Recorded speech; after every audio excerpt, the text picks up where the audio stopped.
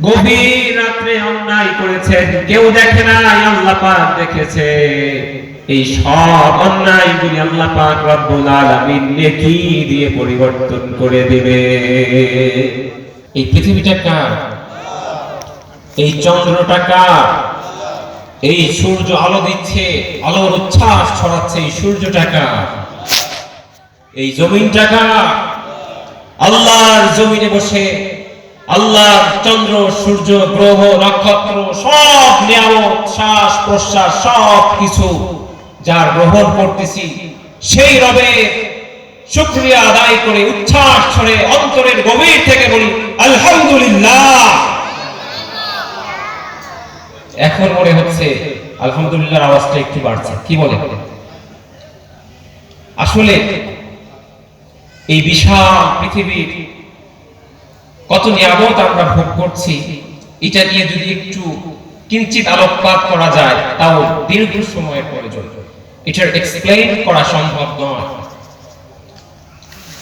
এজন্য আল্লাহ পাক রব্বুল আলামিন বলতেছেন ওয়ালাকাদ যায়্যানাস সামাআদ দুনিয়া বিমাসাবিহা ওয়াজআলনাহা رجوما للشياطين وأعتدنا لهم عذاب السعير. I have beautified the nearest heaven with stars and candles.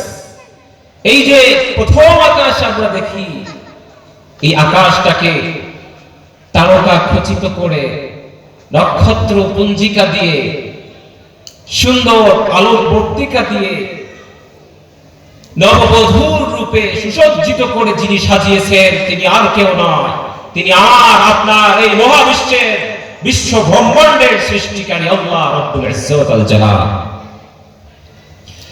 ওই আল্লাহ রব্বুল আলামিন বলতেছেন ইন্নাল্লাহা লা ইয়াগফিরু আন ইউশরাকা বিহি ওয়া ইয়াগফিরু মা দুনা যালিকা লিমান ইয়াশা।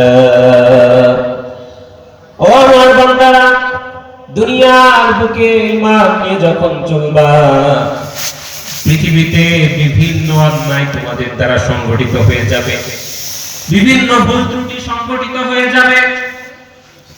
অন্যায় করতে করতে যদি অন্ধকারে নিমজ্জিত হয়ে যাও, হঠাৎ করে যদি তোমার ভিতরে উদিত হয় আল্লাহর দিকে ফিরে আসতে হবে, সেই মুহূর্তেই তুমি যদি তওবা করো, আল্লাহ রাব্বুল আলামিন সুসংবাদ জানাচ্ছেন আল্লাহ পাক ওই অবস্থায় আপনার তওবাটা কবুল করে নেবে। সুবহানাল্লাহ। কিন্তু একটা কন্ডিশন আছে, একটা শর্ত আছে। কি সেই শর্ত? আই ইউশরাকা বিহি লা ইয়াগফিরু আন ইউশরাকা বিহি।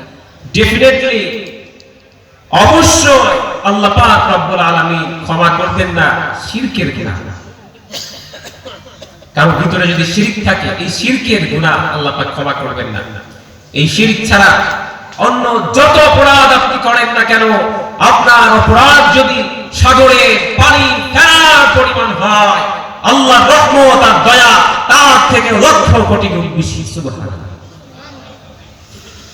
এজন্য আল্লাহ পাক রব্বুল আলামিন বলতেছেন ইন তাজতানিবু কাবাইরা মা তুনহাউনা আনহু নুকাফির আনকুম সাইয়্যাতিকুম ওয়া নুদখিলকুম মুদখালান কারীমা। আল্লাহু আকবার।